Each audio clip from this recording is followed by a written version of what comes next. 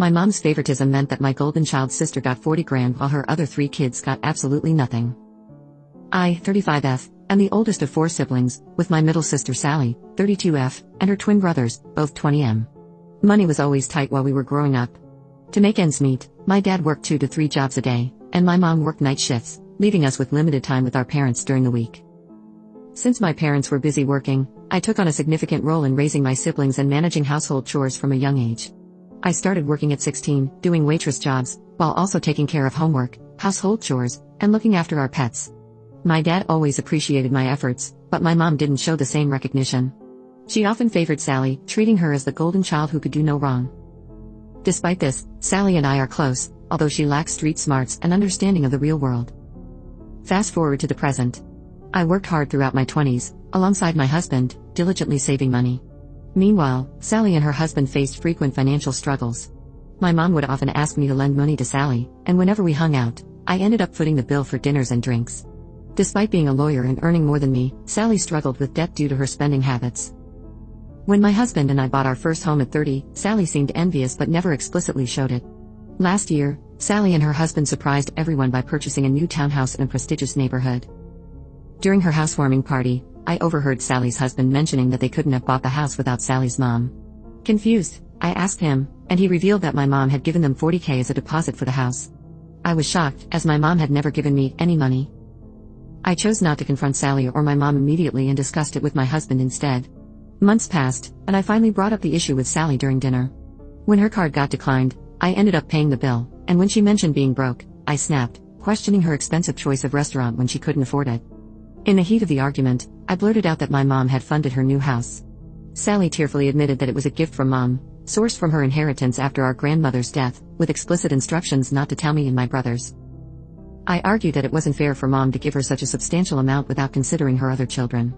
Our argument continued all the way home, with Sally expressing remorse for not telling me but insisting they needed the money to buy the house as they couldn't save enough on their own. Later that night, I confided in my dad, who urged me to apologize to Sally despite understanding my frustration. I plan to speak to Sally soon, as we are close, but I'm still too angry to confront my mom about the money. Am I a jerk for yelling at my sister and making her cry? Update, 3 weeks later. I reached out to my sister, Sally, and apologized for yelling at her. She assured me there was no need to apologize and expressed feeling bad about the situation. Later that week, Sally and her husband invited me over for dinner to talk things out. During our conversation, they both apologized for not disclosing the money and keeping it a secret. They confessed that despite their efforts to save for a house independently, Sally had accumulated a significant amount of undisclosed debt, making it impossible for them to purchase a home without the money our mom provided. While I believe Sally's assertion that our mom offered the money without being directly asked, I can't shake the feeling that there's more to the story, given Sally's knack for subtly seeking assistance. I explained to them that while their apologies were appreciated, the fundamental issue remains that they deceived me, and I only found out by mistake, suggesting they had no intention of coming clean. I emphasized the importance of trust in our relationship. I then asked if our brothers were aware of the situation, which they were not. I urged Sally to inform them, which she did. Both brothers were understandably upset, primarily directing their anger towards our mom, and sought further details. Sally relayed the same information to them as she had to me. Their main question echoed mine: why had our mom chosen to assist Sally and not any of us? They recounted instances where they had openly discussed financial struggles. This is one reason they joined the military. My husband and I have openly disused money with our parents and made significant sacrifices to save for homes, yet our mom hadn't offered financial aid to any of us. Contemplating whether to confront our mom directly, I ultimately decided that she might not be forthcoming with me. Instead, I had Sally call her with me present on speakerphone to pose the questions. The bottom line: Sally plans to start a family, whereas my brothers and I are child-free by choice.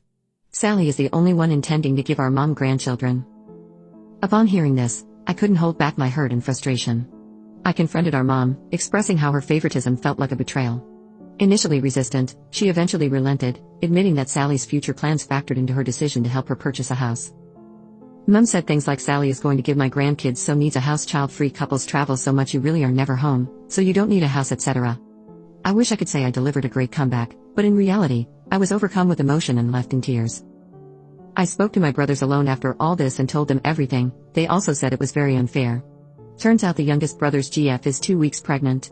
They had not told anyone yet as it's so early, and they are now considering not telling mom and all.